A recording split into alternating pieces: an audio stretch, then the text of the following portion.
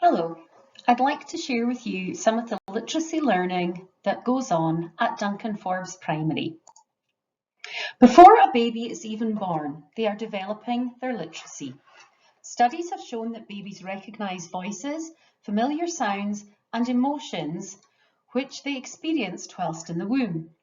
When born, hand-eye coordination training starts with gusto. Unfortunately, with the development of technology around us all the time, this is getting in the way of crucial literacy development. Young children are curious as they grow and develop. They will be curious of the things around them. It's important that we allow for messy mark making, giving things a go, making mistakes but knowing it is okay, trying different languages. And it's important as adults that we're not tempted to dumb down too much, as children love big expressive words and phrases. Bumps to Bairns offers support and guidance over a variety of topics which include literacy development. Emerging literacy is a body of thought and practice around the building blocks of learning. What comes before writing? Fine motor skills, for example. Singing is a great way to learn rhythm, rhyme, pace and pronunciation. How do we listen? What do we listen for? Modelling conversations, asking questions, clarifying and using manners are all important aspects of listening and talking at Duncan Forbes. What does good listening look like? Always allow for thinking time and time to process the information which is shared. Although we have specific resources for listening and talking, the act of listening and listening effectively is the foundation of good learning in the classroom. It is also important to listen in order to agree or disagree, form an opinion, and find your voice to share it. Reading starts with understanding what a story is. If a child has been read to a lot or has observed an adult reading, they will likely have already understood some of the skills they require. Decoding is required to break up words into sounds and letters to read them. Encoding is building words up using letters and sounds to create words.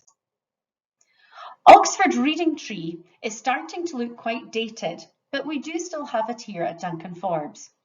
Over the years, we have added to it with some newer resources and some resources with high interest but lower ability, so that children can enjoy what they are reading, even if it is still a challenge for them.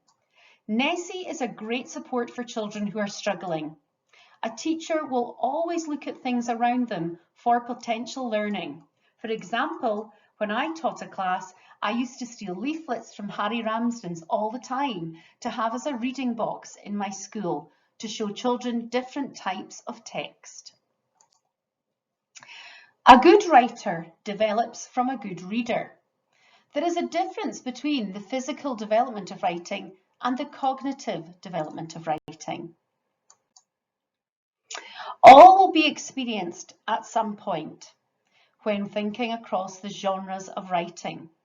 Our first focus at Duncan Forbes is learning about description and descriptive writing, giving children the tools to describe the world around them. We use PM writing at Duncan Forbes alongside the training we have received with Stephen Graham. This is shaping our writing curriculum at Duncan Forbes, and we are already seeing a great deal of engagement and improvement with the new strategies we are putting in place. All aspects of literacy work together. Each aspect goes hand in hand with one another, and indeed goes across all other areas of the curriculum. Reading for information in maths, for example, or writing an experiment in science. Teaching literacy is not linear. There is not a starting point and an end point, but it is a constant cycle or spiral of building on what we have learned before. It is important to know that the forgetting pit is real, So don't be disheartened if your child appears to have forgotten something which they have learned or covered in school before, and just offer some support to help them remember some of those aspects. How can you help your child at home? Really, it's quite simple. Every day when you're doing things, discuss it with your child. Use the language of description. Use big words and phrases that they can learn. Look at signs as you walk around an environmental print. Often children will learn those signs before anything else. But most of all, model the kind of expectation of literacy that you hope your child will develop. Thank you.